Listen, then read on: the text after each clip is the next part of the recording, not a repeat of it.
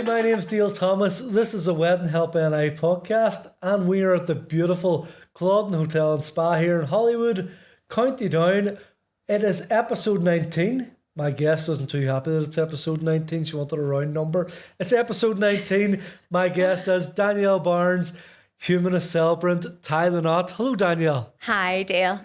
How's things? Yeah, really good, thank you. Are you getting over that you're number 19? Absolutely devastated. I love lovely round numbers, multiples of fives or even numbers, but here we are at episode 19.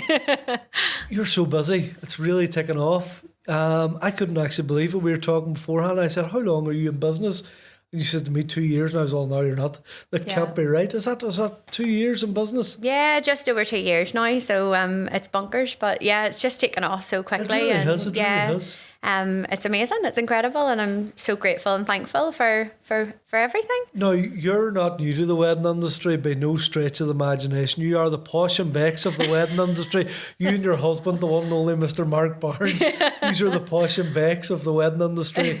These are well known, but you're not new to the industry, so you know you have a good aspect of the industry, isn't that right? Yeah, absolutely. So I've always been a big part of my husband's business, Mark Barnes Photography. Shameless plug right there.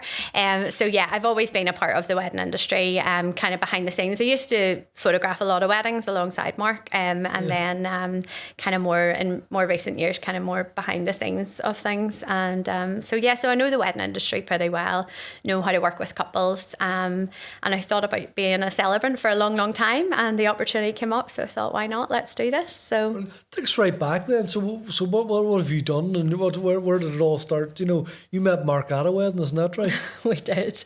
So yeah, these are so romantic. These are just a perfect love story. So I met Mark. He was photographing a wedding, and I was actually just an evening guest. Yeah. And I met Mark at a wedding. I might have been slightly intoxicated, and we got chatting that night. Took something. But yeah, so met him at a wedding, and he actually started to begin to train me as a photographer at that stage. Right. He had me editing that same wedding that we met at. Seriously? He started to teach me how to edit. Goodness. I was always very, very into photography. So actually when I met him, it was really good timing. I was studying photography at the time too. So it was really cool. I thought I'd nearly landed myself a job, not a bloody husband years later. So that was cool, and I kind of got a deep dive into the wedding industry at that stage. And did you always enjoy maybe looking on from afar as such at weddings and stuff? And thinking, I used to second shoot. I would have second shot a lot for Mark, and would have been on the day with couples as well, and that was amazing. I loved it. I really did enjoy that. But I suppose photography probably wasn't always my passion and what I wanted to go. I think Mark would have loved if he could have pushed me more in that direction. But it probably wasn't what I wanted to go down the route of. So becoming a celebrant was kind of something I had on my radar pre-COVID. And then obviously COVID happened, that kind of all got shoved to the side. And then it was really when I was pregnant with my second child that I thought more about it. And then when the opportunity came up to train, I thought, why not? Let's jump in and do this. Do you have any other jobs where you talked before, done that sort of that because I always think a celebrant, you can't bluff it. Do you know what you know? It's really well trained. It's really well. I don't even mean the legalities of it. I mean just the speaking on the day. So I'm a qualified primary school teacher. So I have been a primary school teacher for a long time. So we know exactly. So, So I used to be a primary school teacher. Now this is exactly what I do. This is the only. I don't have another job. I am a full-time wedding celebrant. The talking was no problem then. But absolutely, standing up in front of people and talking's never been an issue for me. I think you do need that, don't you? I'm right in saying that you need that bit of confidence to do that. And presentation skills. Presentation skills. Yeah. And even it as children, it's still, you still need that way of going, isn't that right? Yeah, absolutely. So that's where it all came about. Yeah. And then the course, you done the Celebrant course, and tell us now, what is the difference? There are different celebrants, so you're part of the Humanist Yes, so I'm part of Humanist Society NI. So you're right in saying there's lots of kind of different celebrants out there, and sometimes for couples that can be a little bit confusing when you're searching. It's a minefield, isn't it? Absolutely, absolutely. So basically, in Northern Ireland, to be able to conduct the legal part of the ceremony, you need to find a celebrant that belongs to part of a belief body. So for me, I belong to Humanist Society NI, and we're a tiny little organisation in Northern Ireland.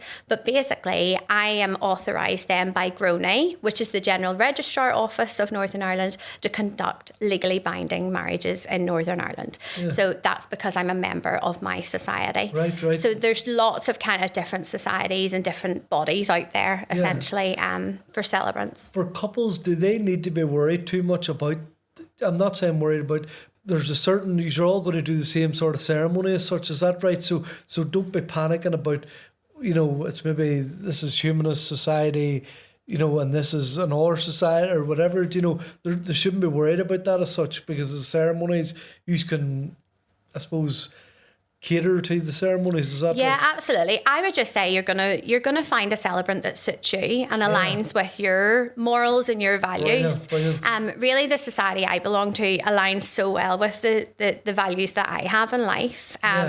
Just in general, like with my society, everyone's welcome. It doesn't matter what your race, what your belief, whether you're religious, non-religious, whatever you may be in life, what walk of life you come from, what your sexuality is. It doesn't matter where you come from in life. We always joke on and say, just don't be a dick. You're very welcome within our society. So I always just say, find a celebrant that suits you, and actually their organisation as well, and the belief body that they belong to sits well and aligns with your morals in life, and then you're on to a winner. What's the legalities? So if a couple does book, we'll go through the booking process, maybe start at the start, go through the booking process, like really your availability, how far in advance do you need to be booking? Is it once you've got the venue, you're the first point to call? What way does it work? Go through the full process and maybe then work on to the legalities of, because it's an hour minefield again, and I think couples, they have enough stress with, am I legally married? Is this all above board? Absolutely. So with me, Dale, I try to make it as stress-free for couples. I know what it's like planning a wedding, so I try to just make it as stress-free as they possibly can have. So a couple will reach out to me initially and say, oh, we're interested in getting to know you.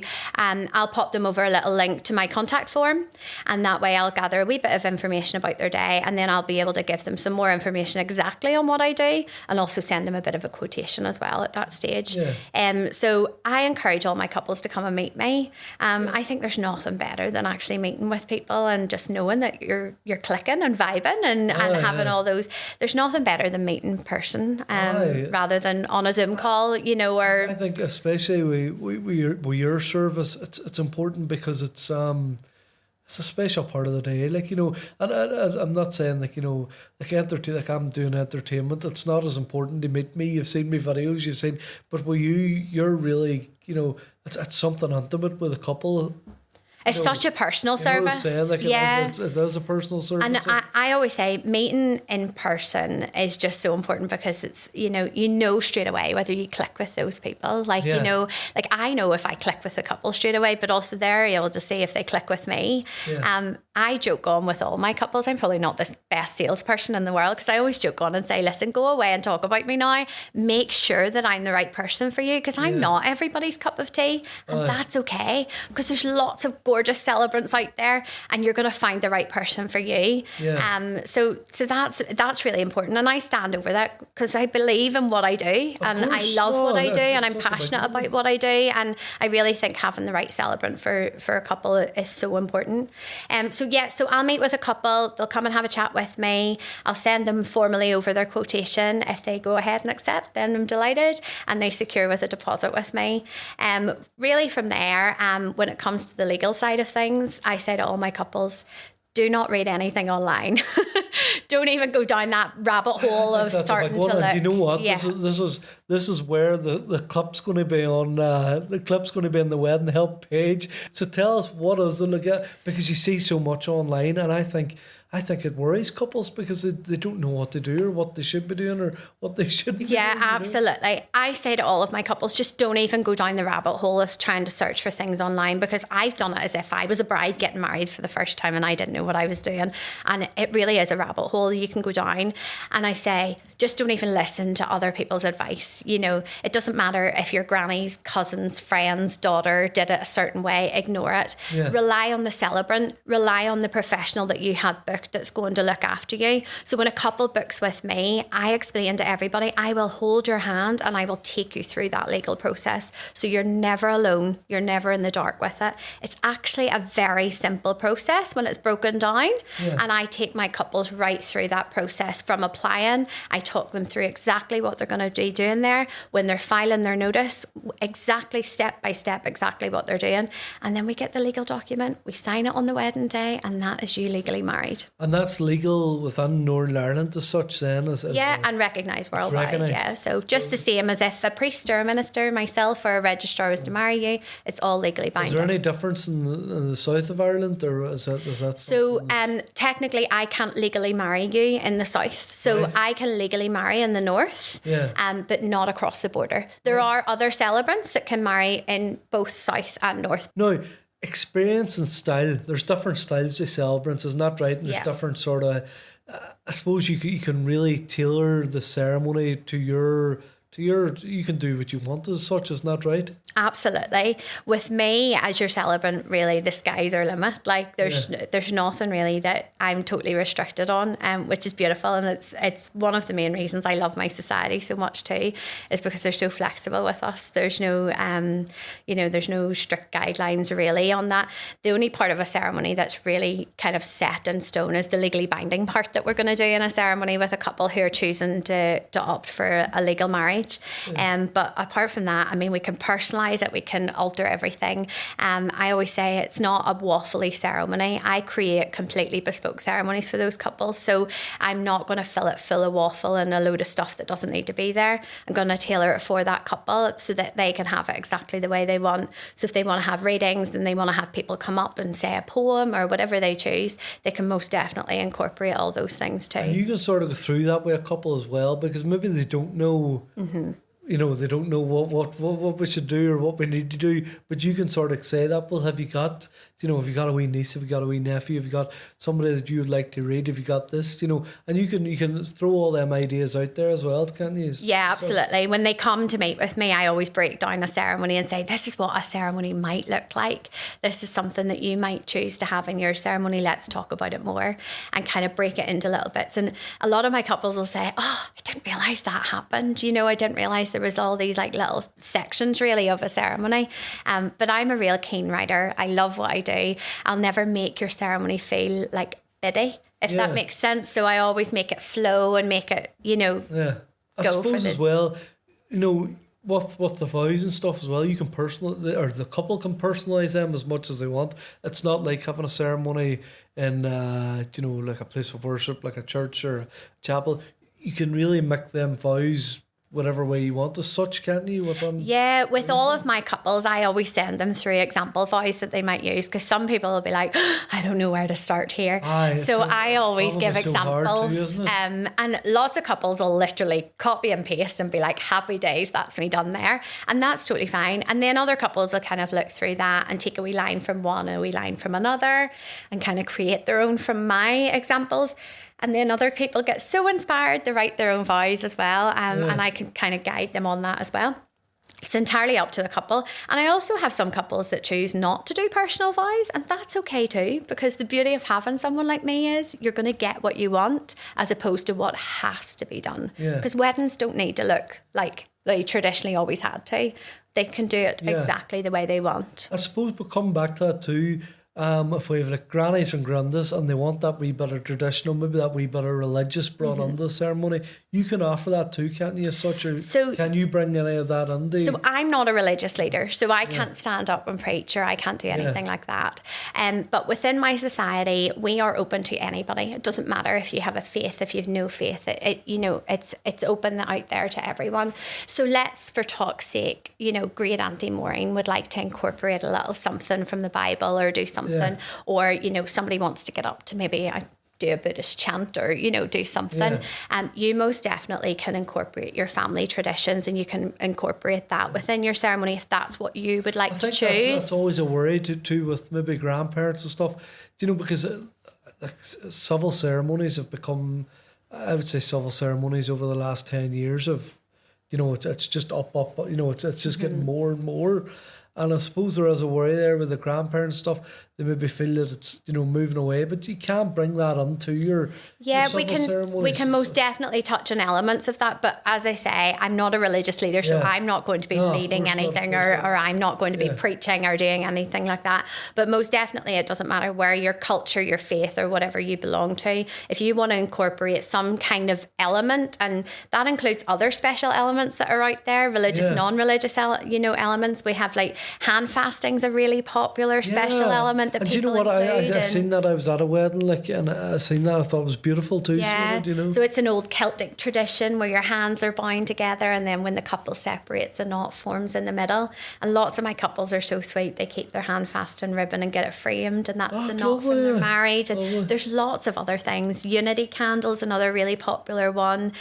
Warming of the rings as well, where the rings are passed around. Those. So there's lots of kind of elements out there, religious, non-religious, cultural, whatever it may be, that couples can choose exactly what they want within their ceremony. How long should a ceremony? Is there a certain time, or what's your sort of? How long should a ceremony last? I always get asked this question, Dale, from couples who'll say how long, and I always say, well, how long's a piece of string, really? Because a ceremony with me is totally bespoke, it really depends on what the couple wants. So if a couple wants to have 3 readings and want to include a hand fasting and maybe a unity candle thrown into the mix, it's going to be a bit longer because we're including more in there. But equally so then, if a couple's not going to have any readings and they're not going to include a special element, then of course it's going to be shorter. So I always say it's hard to really gauge and put a time on there. I always try to aim for maximum 30 minutes. Because I think people switch off after then. I can get a bit Absolutely. So my aim for a ceremony is always between 20 and maximum 30 minutes. And I can do a ceremony within 30 minutes where we do have 2 readings and a hand fasting going on. So there's those extra things. So you've got the best of everything in there. Absolutely. I always say you don't want a ceremony that's really long. And you don't want one that's really, really short. Somewhere smack bang in the middle is exactly where you want to go. Perfect. So logistics and stuff as well. I suppose timings and that. Is there any advice or any tips there for couples getting married? Is there a time of the day this should be, or what would your advice be in that? Well, the beauty of booking myself as your celebrant really is that I only book one wedding on one day. So my couple are my priority on that day. So I don't ever book in another wedding or anything like that. So it's not like you're trying to push times or whatever. No. So if a couple say to me, oh, Danielle, we're aiming for a 12:30 ceremony, I'm there. If they say to me, actually, we've changed our mind and we're going for a 1:30, I'm there. It doesn't matter. I can marry people legally at any time of the day, on any day of the week. So the beauty of that really is that I have the flexibility. But I think that's brilliant. Even just you are one couple per day, because absolutely. It does make that thing that it's. You never know when things are running over. Exactly. I had a lovely wee bride, and her cars broke down on the day of her wedding. Oh my goodness me! And she ran over. She was 45 minutes late or something arriving to the venue. It's not her fault. Could you imagine? There's other people out there that maybe have multiple weddings on, and they're rushing to try and get to another. Awful. So no. Absolutely not. My couple are my priority on that day, and that's it. Is there any need for rehearsals or anything, or what way does that work? I quite often will get asked, do I offer rehearsals? I mean, for a couple that are really nervous, that think they really need a rehearsal, I'll say, we can do one if you really want, but there's not really a big need. I will talk through everything with my couple. My couple will have seen their full script before the day as well, so they're in full control of every single word. And I suppose they've nothing to worry about because you are there on the day and you're absolutely, and they know me. You've got everything in control. Like, they'll have met me. They know me. I know them. They're comfortable with me at this stage. And even they get their words a bit muddled. It's nothing to worry about. Yeah, you know absolutely. I mean? So there's not a massive need, I would say, for a rehearsal when you have a wedding like this, because there's nothing complicated that we're doing. You know, we're not doing cartwheels halfway through. We're going to practice that. But most definitely, I talk through everything. I nearly do a rehearsal over the phone with them anyway, or onto a Zoom call or something pre-ceremony. But I mean, most definitely, if there's a couple that are feeling it and would like something, absolutely, we can get that. What about all our vendors on the day as well? Do you sort of collaborate with them? They sort of, I suppose, like funny, like our last guest was James Conn Music, and we were chatting about ceremony music and stuff. Do you collaborate with them and then sort of they know where they're supposed to be coming in and doing their bit? Because really, the ceremony, you're in charge of the whole thing. Like you are in charge. There's nobody else taking charge of this. Yeah, absolutely. You know, it is your thing. I always say, so I arrive nice and early to a venue, even if I've been to that venue 100 times, like the Culloden here. I'm funny, whenever we celebrants, so I'm here. Well, whenever we come in today, we said, we're here to record the podcast thing. What they said to us, Danielle Barnes is in that podcast today, isn't she? She'll say that's right. So you're well known. So whenever we came here, you know, a fair bit. And even though I'm here a fair bit, I'm still always early for my ceremonies for no other reason that I make sure that everything is set up perfectly, exactly the way the couple want it, because I know them. Maybe the musician there in the day. Absolutely. So I'll always speak to the wedding coordinator, let them know exactly how the ceremony is going to go. Even if I've worked with them 100 times and they know how I work, I still will always speak to them about what's going to happen. Also then the musician, if there's a musician, I will always touch base with them, let them know their cues in, their cues out, because every celebrant's different, so they're not entirely sure. But even if I worked with them before, I still run through everything.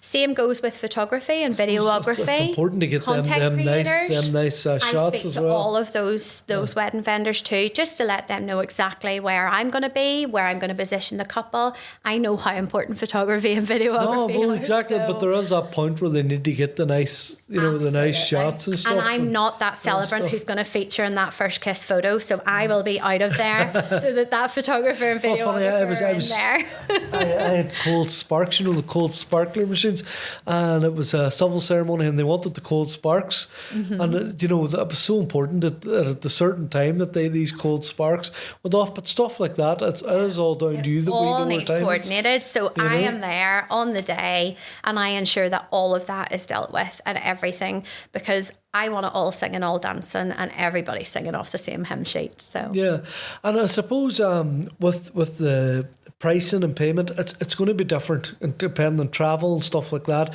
So the best way to do is contact you, get that confirmation thing through, and you'll be able to get a quote over pretty quick and they'll know, Yeah, absolutely. I'm very upfront when it comes to pricing with my couples, and I'll give you a quote and that's it. There's no hidden fees with me. There's no extra charges, anything like that.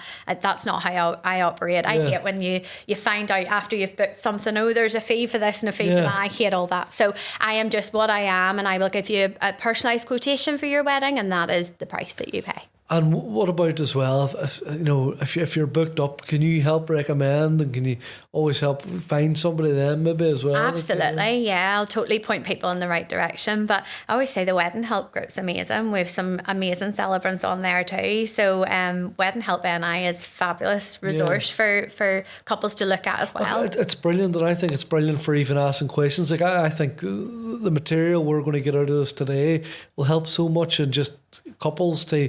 Because there's always wee questions come up about ceremonies and stuff. Because it is such a minefield, it really is. Deposit's an important thing. Once a deposit's paid, that is you booked in as such. Absolutely. Once a deposit's paid with me, that secures me for you. And as I say, one couple on one day, and I'm yours.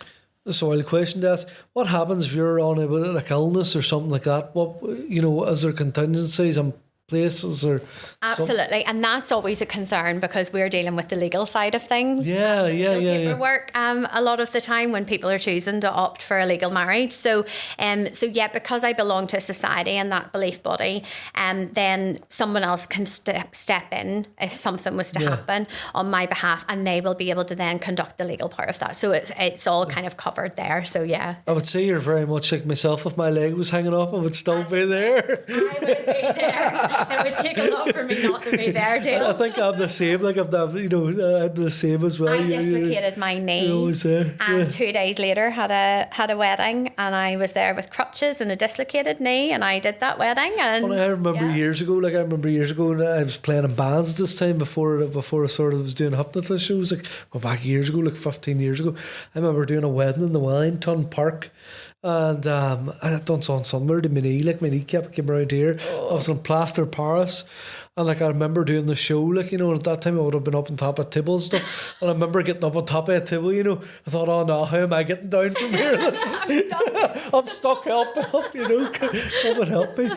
Is there anything else we need to, is there anything else you think we could touch on today, or anything else that's important, I suppose, what the ceremony, not my knee, important with the ceremonies, No, my advice just all couples out there, it can be a bit of a minefield when it comes to celebrants, and I know that there's lots of amazing, incredible celebrants. You will find the right celebrant for you. Do your research. Absolutely, do your research, look at reviews, really stand over those reviews as well and check it out.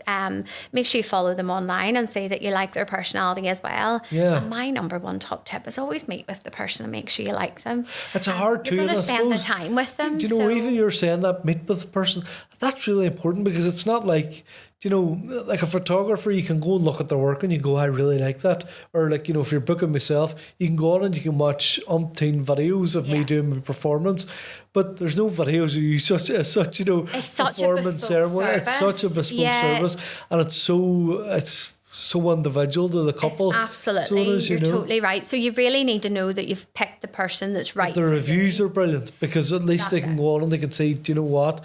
Look at all the reviews. There's something on that. And I do stand over and say, once you meet with that person, and I think that's really important. So I encourage all my couples to come and meet with me, and have that chat and ask me all of those hard questions, and I'll hit you back with all those answers, and you'll feel comfortable. You walk away from it and you'll say, yeah, I booked the right person.